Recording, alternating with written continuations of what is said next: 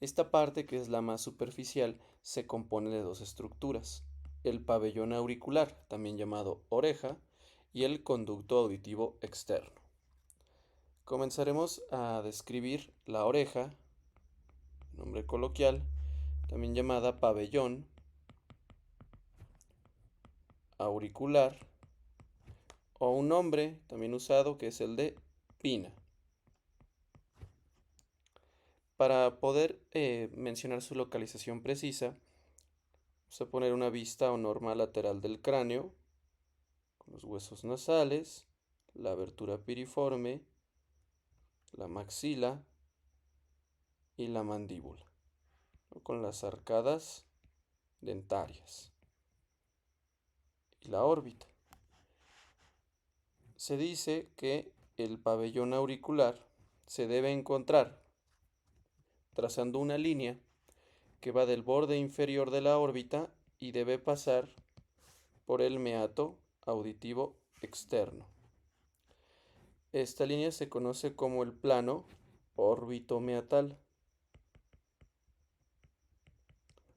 también llamado plano de Frankfurt. Entonces, a ese nivel es donde deberíamos encontrar la implantación del pabellón auricular. Si este se encontrara por abajo, se dice que es una implantación baja, como en algunas alteraciones cromosómicas, como puede ser el caso de síndrome Down o síndrome Turner.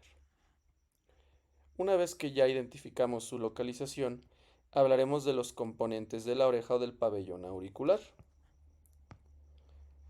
El pabellón auricular entonces tiene un agujero, que es la entrada, que recibe el nombre de conducto auditivo externo, que se puede observar en la norma lateral del cráneo.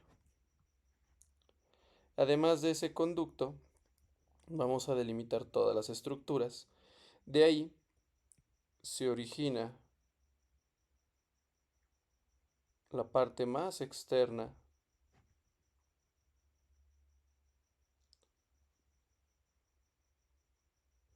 que recibe el nombre de hélix.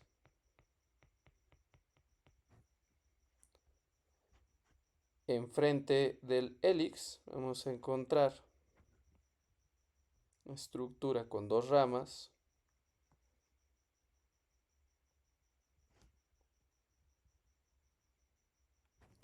que recibe el nombre de antihélix.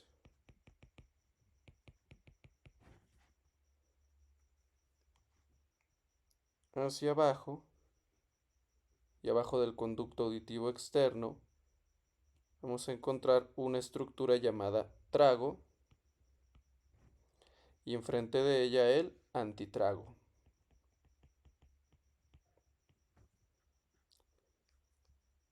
Si prolongamos hacia inferior el pabellón, veremos que hay una estructura que carece de cartílago, donde solo predomina la porción cutánea, se complementa hacia el trago, llamada lóbulo.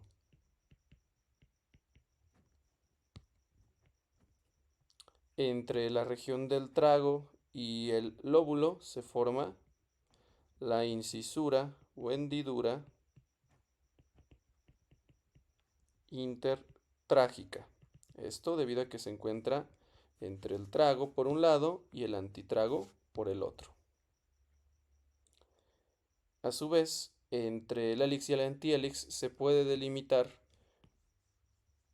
una fosa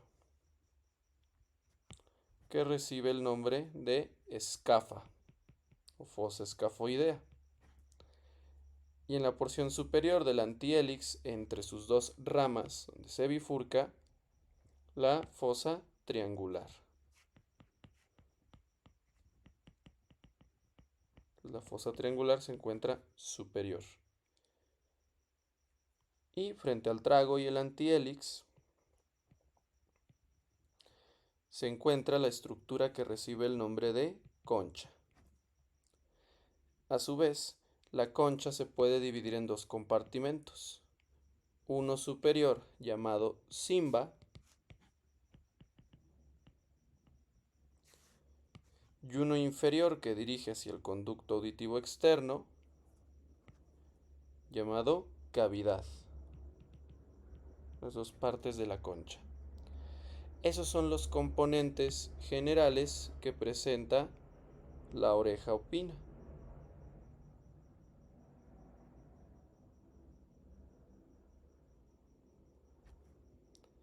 Aquí respecto a la correlación clínica, cuando un paciente tiene una infección del oído externo, una otitis externa, afección del conducto auditivo, lo que se hace es tomar el trago y jalarlo hacia anterior.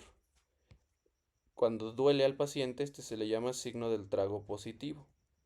El signo del trago se puede encontrar en pacientes con otitis externa. Generalmente, o un factor de riesgo importante, es el nadar, ingresar a piscinas o a ríos que se encuentren contaminados.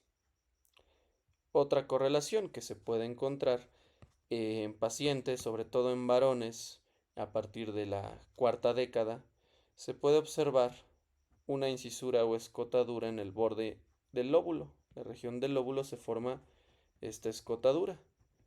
Si bien aún no se sabe la causa, se ha encontrado una correlación con el desarrollo de infartos o de cardiopatía isquémica, y este es el signo de Frank.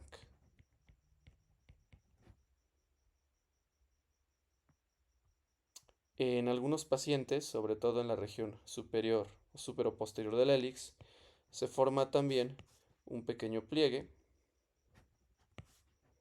que queda como un remanente vestigial o embrionario que recibe el nombre de tubérculo de Darwin, el cual predomina hacia los 6 meses de gestación. Entonces, esas son las estructuras que en general se pueden distinguir en el pabellón auricular. Hablemos ahora de su vascularización, de las arterias que lo alimentan. Les ponemos nuevamente la entrada al conducto auditivo externo. Ahí pondremos la región del hélix que se va hacia atrás.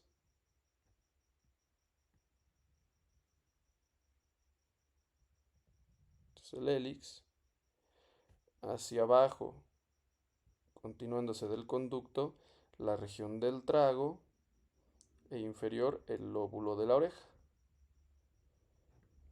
Frente al trago y hacia abajo la incisura intertrágica y el antitrago. De ahí sale hacia arriba el antihélix con sus dos ramas, se bifurca. Y tenemos hacia atrás la fosa escafoidea o escafa entre hélix y antihélix. Y entre las ramas del antihélix la fosa triangular. Abajo la incisura intertrágica. Y en medio la región llamada concha, la cual está dividida por el hélix en una porción superior o cimba y una porción inferior o cavidad. El color.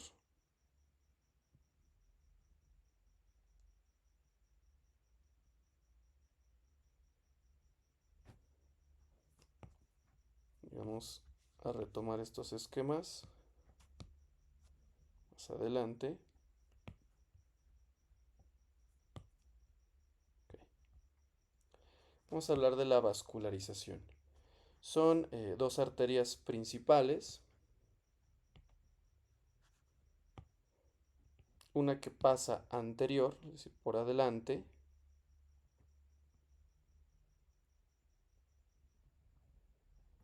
Y otra que se dirige hacia atrás. La arteria de mayor calibre que se encuentra aquí en esta porción inferior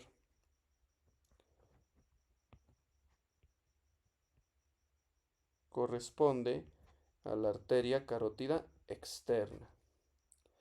Una de sus ramas terminales que se dirige hacia arriba y anterior a la oreja recibe el nombre de arteria temporal superficial. Entonces la arteria temporal superficial es una de las ramas terminales de la carótida externa. Esta arteria pasa por adelante, se dirigirá hacia la región de la fosa temporal. Y la temporal superficial dará ramas que se dirigen sobre todo a la parte de la concha y la región del trago.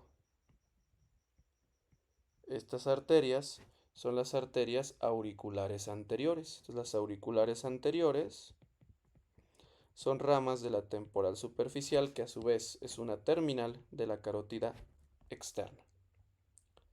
Hacia atrás vienen las ramas, o viene otra arteria, la cual es una colateral posterior que da la carótida externa. Esta arteria se llama auricular posterior. La auricular posterior es una colateral.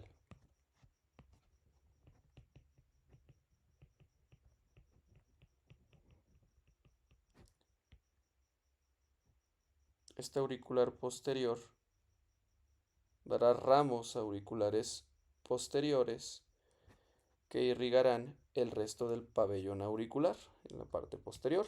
Si ramas para el lóbulo, para la región del antitrago, el antihelix y la escafa. Entonces la auricular posterior da ramos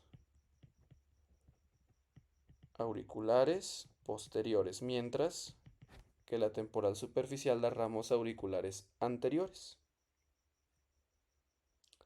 Entre ambas circulaciones, es decir, la auricular posterior y la temporal superficial, se pueden establecer anastomosis o uniones arteriales, y esta anastomosis importante recibe el nombre de arteria auricular superior, que conecta ambas circulaciones. La auricular superior complementa la irrigación de la fosa triangular de la parte superior del hélix. De esta manera se establece la irrigación. Sin embargo, la principal arteria a recordar es la auricular posterior, rama colateral de la carótida externa. Ahora hablemos del drenaje venoso. El drenaje venoso se lleva a cabo igual por dos venas, una que está en la parte anterior y una que está en la parte posterior. Son las principales. Ya veremos que hay más. Estas venas, vamos a darles nombre.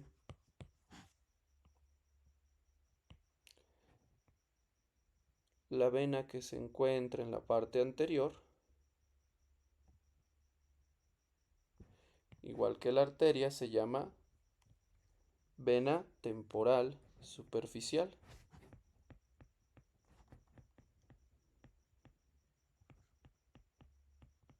Se viene con la circulación de regreso.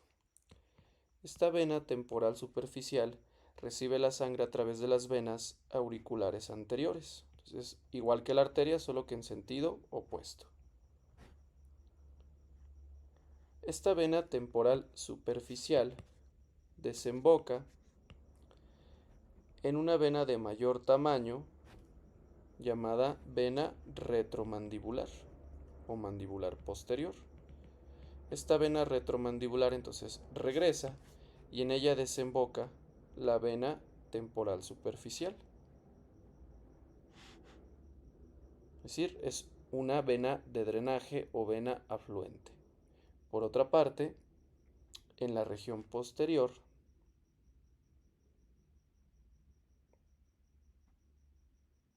tenemos a la otra vena que drena la parte posterior de la oreja, es decir, la región posterior del hélix, del antitrago y una parte del lóbulo de regreso.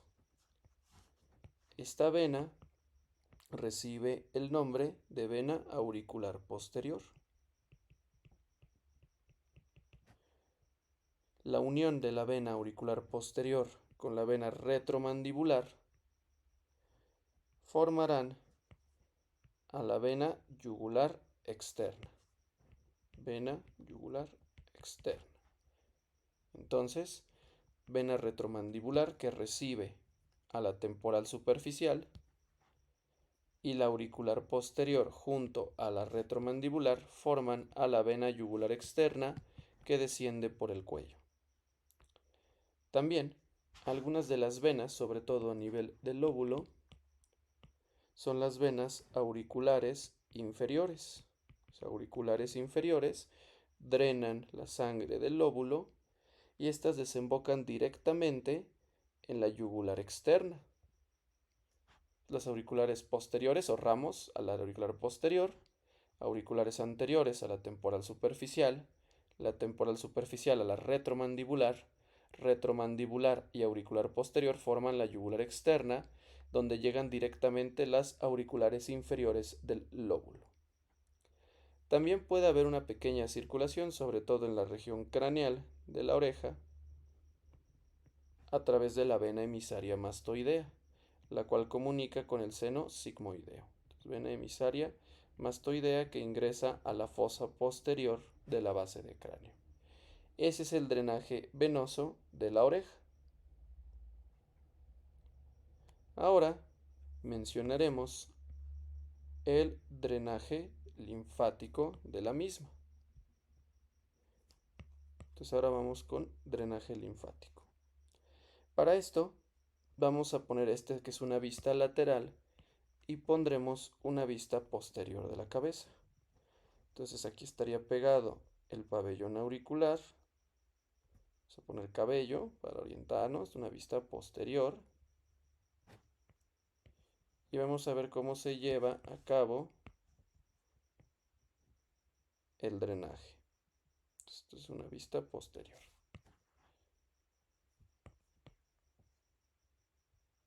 Dejemos tantito esto para acá. Está.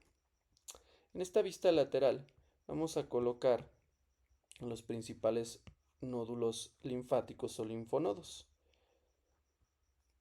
La cara externa, la que está en esta vista lateral, la que se aprecia de forma directa, va a tener un drenaje, sobre todo en la región externa, es decir, lateral y superior. Entonces vamos a incluir las fosas tanto escafoidea como triangular, el hélix, el antihélix, principalmente, y una parte del conducto auditivo externo. Si lo viéramos aquí en una vista posterior, correspondría a la cara externa y superior. De aquí el drenaje llegará a los nódulos linfáticos preauriculares, llamados así en la clínica, aunque su nombre anatómico correcto son los parotidios superficiales. Ahí es a donde llega la linfa de la región externa y superior de la oreja.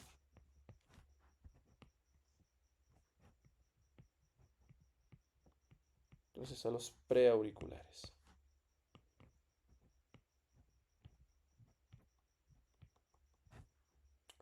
Ahora vamos con la región externa e inferior.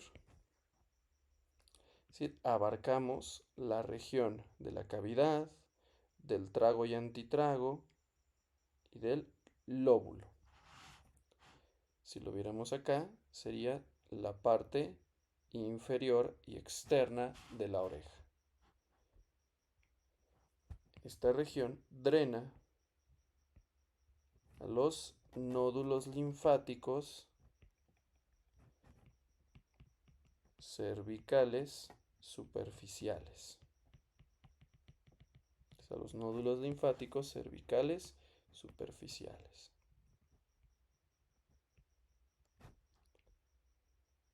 Y falta, tenemos en esta región posterior, la linfa de la parte superior y medial, o sea, la que está pegada al cráneo.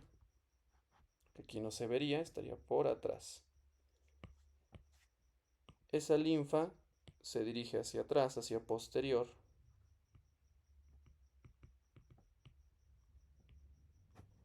y llega a los nódulos linfáticos retroauriculares. Ese nombre se le da en la clínica a la hora de explorar, retroauriculares, también llamados mastoideos. Y también pueden dirigirse hacia los cervicales profundos. Ese es el drenaje linfático. Anterior o externo y superior hacia los preauriculares. Externo e inferior, cervicales superficiales, y profundos o craneales a los mastoideos y a los cervicales profundos. De esta manera ya tendríamos toda la vascularización y el drenaje linfático.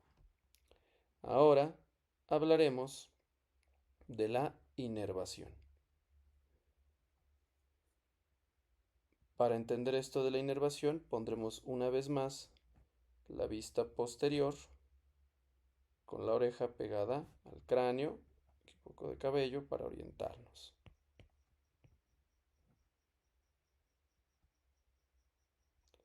La inervación tiene cierta controversia respecto a los territorios que la reciben. Por una parte, vamos a poner aquí, en la región anterior, hacia el hélix, el meato acústico externo, el trago y el inicio de la concha, toda esta parte tiene la inervación sensitiva del trigémino en su división maxilar a través del nervio auriculotemporal. Entonces el aurículo temporal inerva la parte anterior del pabellón auricular, específicamente la región anterior del hélix, entonces hélix anterior, y la región del trago.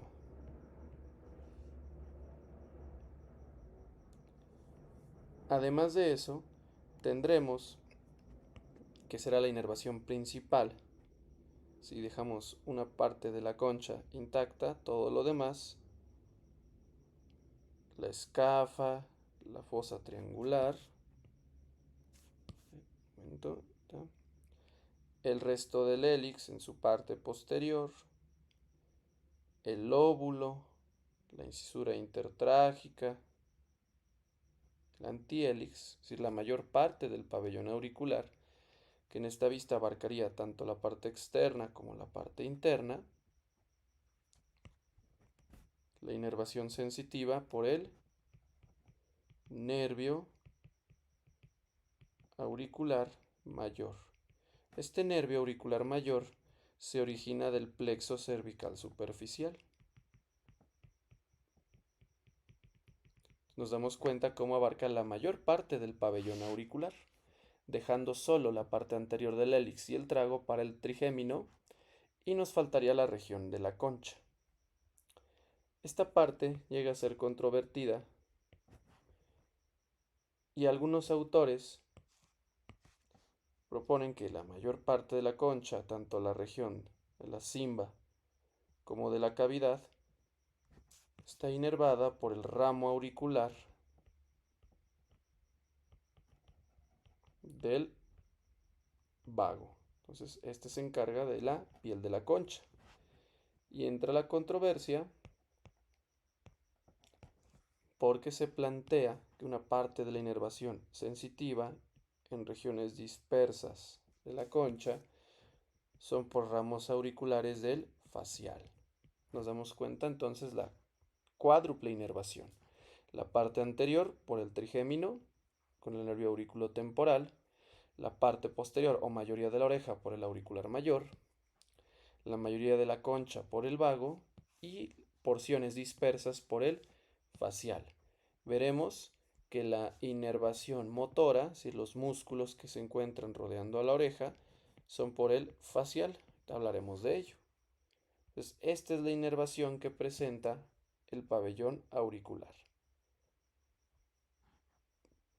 Si nosotros retomamos un esquema de la oreja, al quitarle la piel encontraremos cartílago. Entonces, para entender ese esquema, vamos a poner un corte en la vista lateral del hueso temporal en su porción timpánica. Abajo del temporal pondremos aquí el proceso estiloides y a un lado el proceso mastoides. Insertado tendremos a la oreja, solo que esta vez le vamos a quitar la piel. Es decir, vamos a exponer todo el cartílago.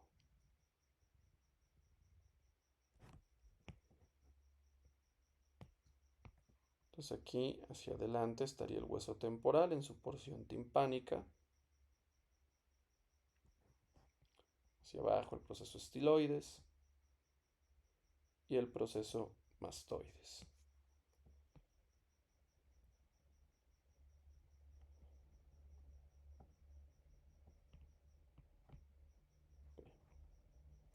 Si nosotros vemos la oreja ya sin la piel, nos damos cuenta que está cubierta en su totalidad o hecha en su totalidad de cartílago.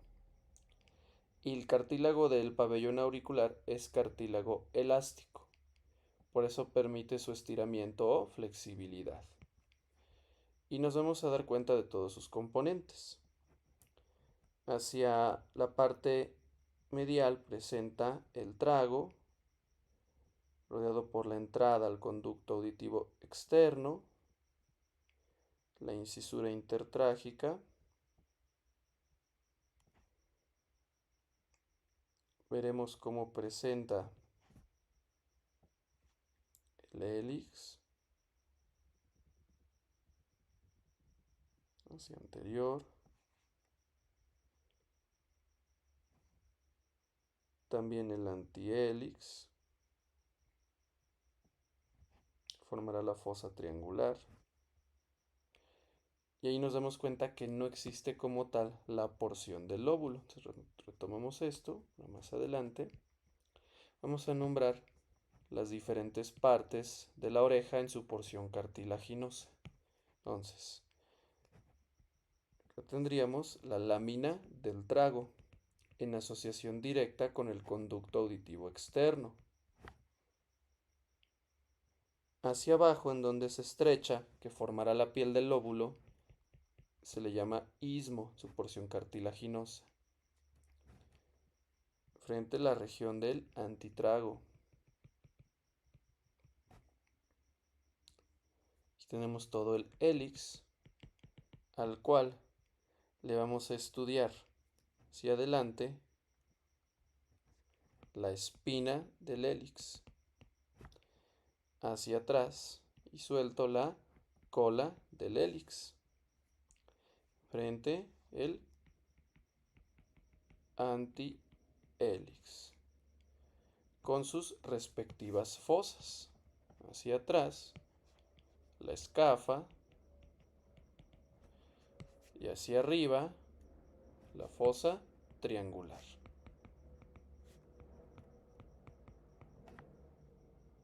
Este cartílago, para mantenerse vivo debido a su importante localización, puede presentar hacia la espina del hélix y hacia la región de la escafa agujeros vasculares para el paso de arterias. Entonces, esas son las regiones que le vamos a estudiar a la parte cartilaginosa. Entre la cola del hélix y el antitrago, vamos a poner un espacio que recibe el nombre de fisura antitrago helicina. Entre el hélix y el antitrago.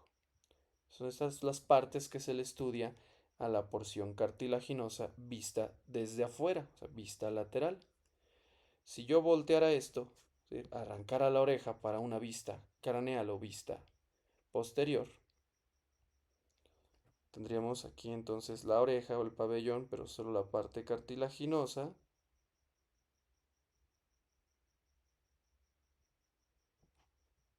Estudiaríamos, pues aquí todo hecho de cartílago, una vista craneal.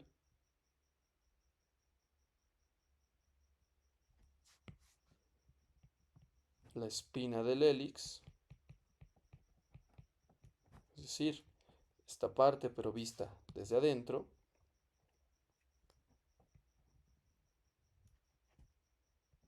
También estudiaríamos la eminencia de la concha, forma una protrusión,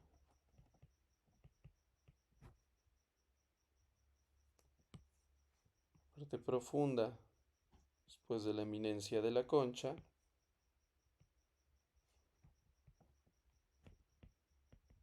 el surco transverso del antihelix, está por atrás,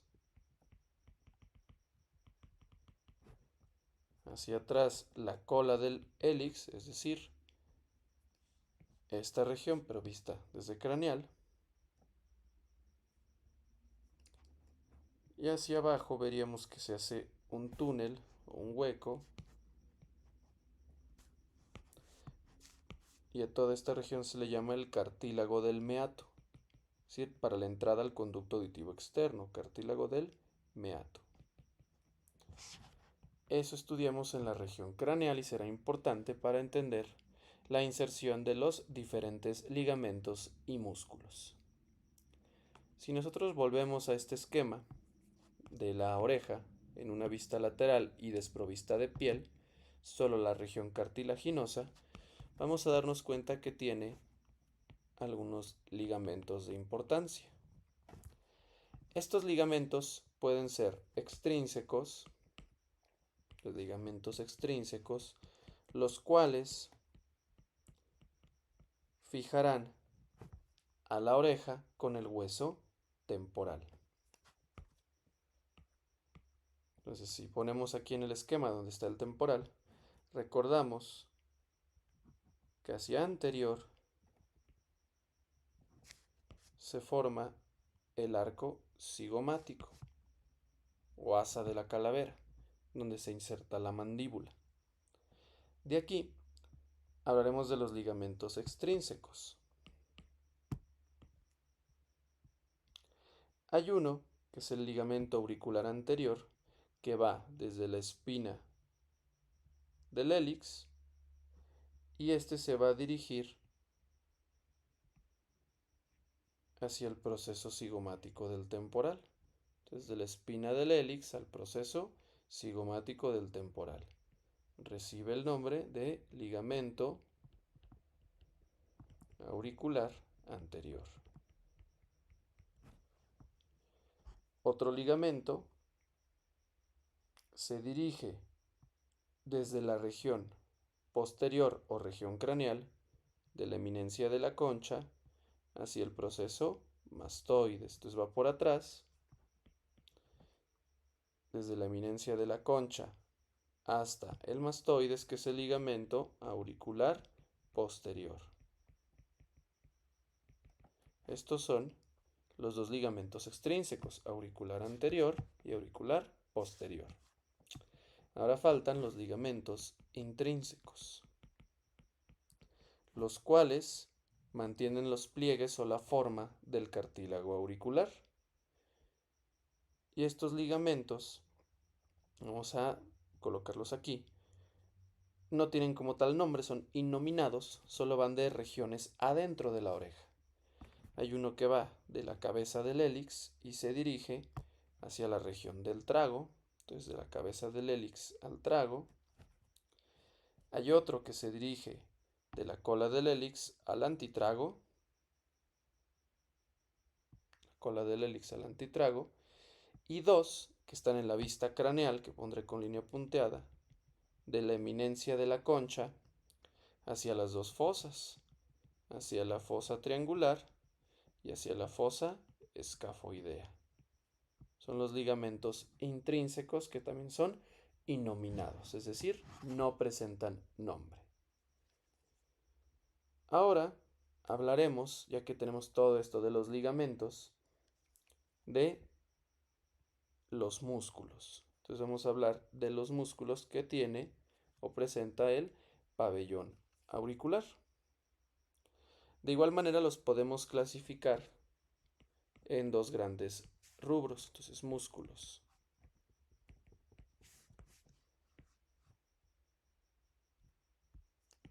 Los músculos de la oreja los dividimos, igual que los ligamentos, en extrínsecos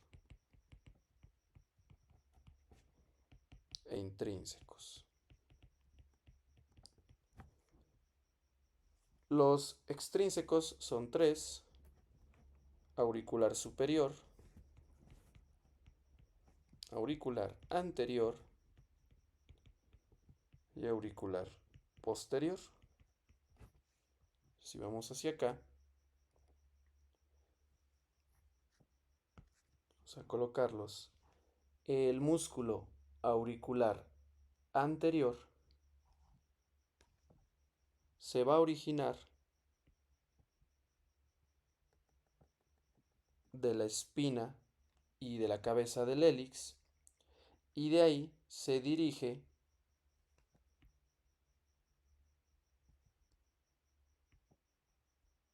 hacia la galia aponeurótica, es decir, se va a articular o se va a relacionar con el músculo occipitofrontal, músculos de la expresión facial. Entonces, de la espina del hélix hacia el occipitofrontal, hacia su aponeurosis. Es el anterior. Entonces, auricular anterior. De la eminencia del antihélix, ¿no?, que estaría acá en la región posterior, dirige sus fibras hacia arriba, entonces del antihélix hacia arriba, de igual manera hacia el occipito frontal, músculo de la expresión facial. Este es el auricular superior, ¿no?, del antihélix hacia el occipito frontal. Y finalmente está el auricular posterior. Este auricular posterior está relacionado con la eminencia de la concha y manda sus fibras hacia el proceso mastoides. Este es el auricular posterior. Desde la eminencia de la concha hacia el proceso mastoides. Estos músculos no tienen una función específica en humano, de hecho se consideran músculos vestigiales. Son considerados de igual manera músculos de la expresión facial, tanto extrínsecos como intrínsecos. De ahí que la inervación motora está dada por el nervio craneal 7, nervio facial. Ya tenemos los extrínsecos, ahora vamos con los intrínsecos. Estos músculos se dirigen del cartílago al mismo cartílago o a la piel y son aún menores, con fines principalmente estéticos. ¿Cuáles son estos músculos? Tenemos uno que se localiza en el borde anterior del hélix, va del mismo hélix de un extremo al otro y recibe el nombre de músculo mayor del hélix. De igual manera, hay uno que se asocia sobre todo con el conducto auditivo externo, va del hélix hacia el inicio del trago, que recibe el nombre de menor del hélix. Entonces, de la cabeza o espina del hélix hacia el inicio del trago, menor del hélix. Es mayor y menor. Hay otro que va del inicio del trago hacia su porción inferior, antes de que comience el lóbulo. Entonces, el que se encuentra en el mismo sitio se llama músculo del trago, desde su borde superior hacia su borde inferior. Otro músculo intrínseco va desde el antitrago hacia el inicio del antihélix, entonces del antitrago al antihélix. Este es el músculo del antitrago. Y existen otros dos, los cuales están en la vista craneal, vista posterior, que en esta imagen no se distinguen, que son desde la eminencia de la concha hacia la región de la fosa triangular, que están en la vista posterior. Este es el oblicuo de la oreja, entonces de la eminencia de la concha a la fosa triangular, el oblicuo de la oreja, y uno que va de la eminencia de la concha hacia la fosa escafoidea, y este se llama transverso de la oreja.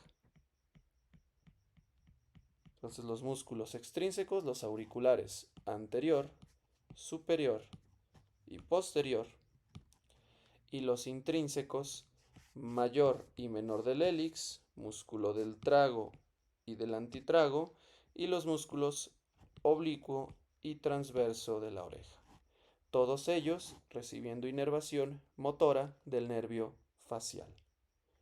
De esta manera ya tenemos todos los componentes de la oreja o de pina, es decir, el pabellón auricular. Ahora vamos a continuar con la siguiente porción, que es el conducto auditivo externo. Entonces ya vimos la oreja, vamos con el conducto auditivo externo. Entonces vamos a retomar esta estructura.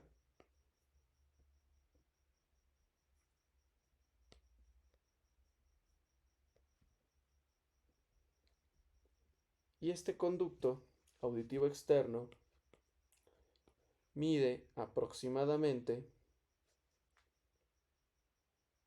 entre 2 y 3 centímetros ya en el adulto, ya en el sujeto anatómico. Aproximadamente 2.5 centímetros. Desde la concha son 2.5 centímetros, que es el valor que manejaremos. Entonces 2.5 centímetros de la concha.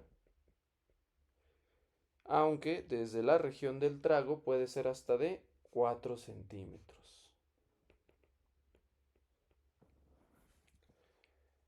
A este conducto auditivo externo le vamos a estudiar dos porciones. Si nosotros trazamos aquí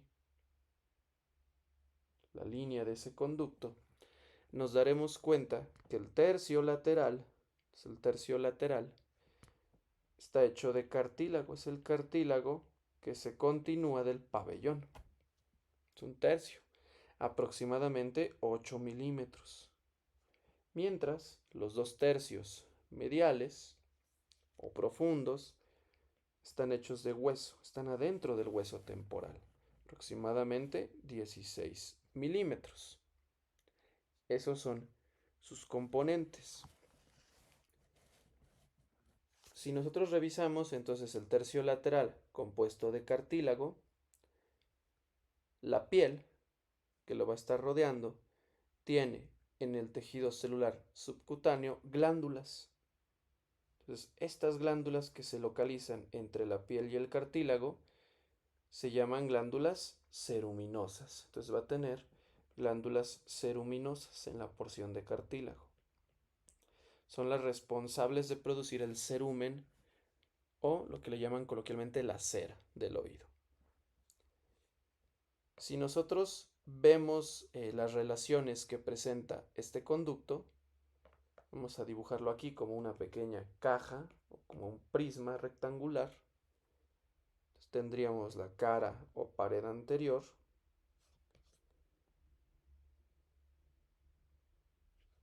tenemos también la pared superior, que es el techo. Aquí vendríamos la pared medial. Y vamos a bajar esa pared anterior. Nada más para desprender. Entonces, estas serían las cajas o las paredes, perdón, del conducto auditivo externo. La pared posterosuperior, es decir, la pared de atrás y de arriba, o el techo, la región posterosuperior, pertenece a la porción escamosa del temporal, ¿no? A la escama, entonces porción escamosa.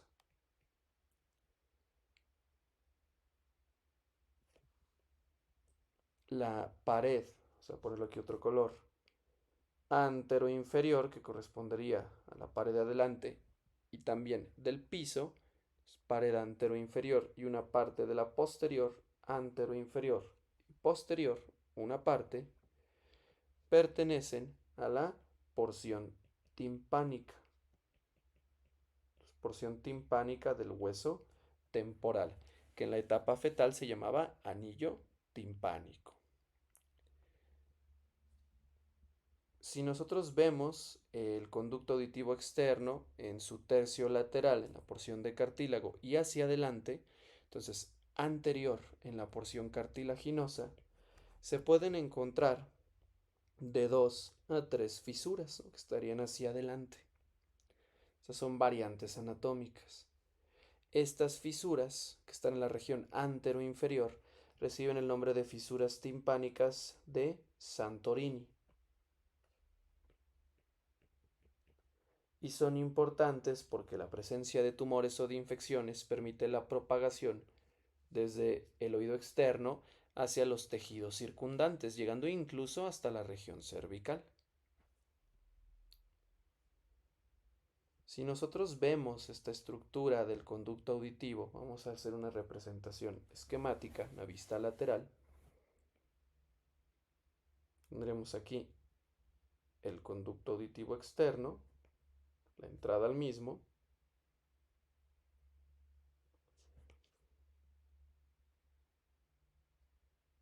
y ponemos aquí la región del prisma,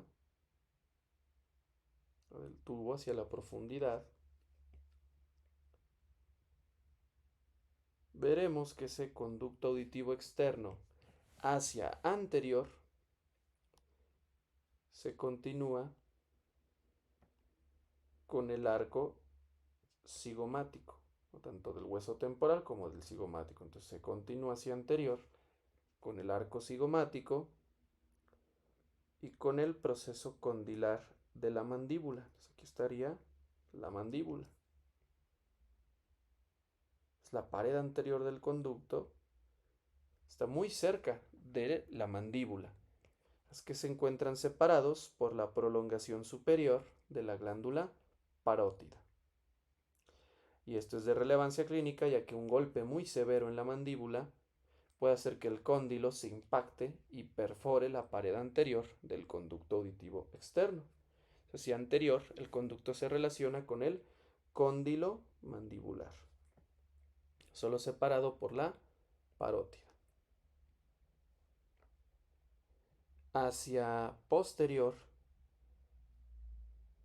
se comunica con el proceso mastoides, hacia posterior con el proceso mastoides y las celdas mastoideas. Hacia inferior, posterior inferior se relaciona con el proceso estiloides del temporal. Y hacia superior, hacia el techo, se relaciona con la fosa craneal media, específicamente la porción petrosa. Entonces hacia arriba o superior, este conducto está relacionado en su techo con la fosa craneal media, con la porción petrosa del temporal o peñasco. Hacia adelante con el cóndilo de la mandíbula, hacia abajo el estiloides, hacia atrás el mastoides y hacia arriba fosa craneal media, específicamente la porción petrosa del hueso temporal. Una vez que ya hablamos de estos componentes del conducto, queda mencionar su inervación. Vamos a retomar este esquema. ¿Cómo es la inervación del conducto auditivo externo? La región anterosuperior, pues aquí la vamos a pintar,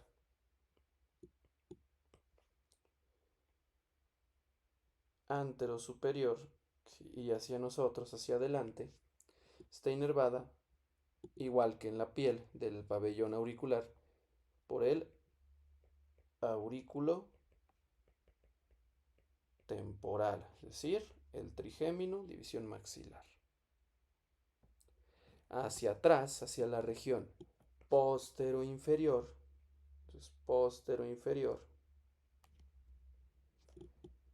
está inervado por la rama auricular del vago, postero-inferior. Y en algunas regiones que ahí es motivo de controversia hasta dónde se extiende, la inervación sensitiva está dada por el facial, es decir, el nervio craneal 7. Una vez que ya hablamos de todos estos componentes, hablaremos ahora de la irrigación del conducto. Aquí solo haremos mención, ya que lo detallaremos mejor. En oído medio, pues comparte tanto irrigación como drenaje. La irrigación del conducto auditivo está dada por la arteria auricular posterior, rama colateral de la carótida externa, También la arteria auricular profunda, que avanza por todo el conducto, la cual es rama de la primera porción de la maxilar, y también por los ramos auriculares anteriores de la temporal superficial. Igual, muy parecido a la oreja. El drenaje venoso, esto fue arterias, el drenaje venoso se lleva a cabo por venas del mismo nombre que llegan a la vena yugular externa y al plexo pterigoideo, plexo venoso pterigoideo, localizado en la fosa infratemporal. Y el drenaje linfático con las mismas similitudes que mencionamos en el pabellón auricular. Entonces, de esta manera, hemos concluido lo referente a la anatomía del oído externo, pabellón auricular y conducto.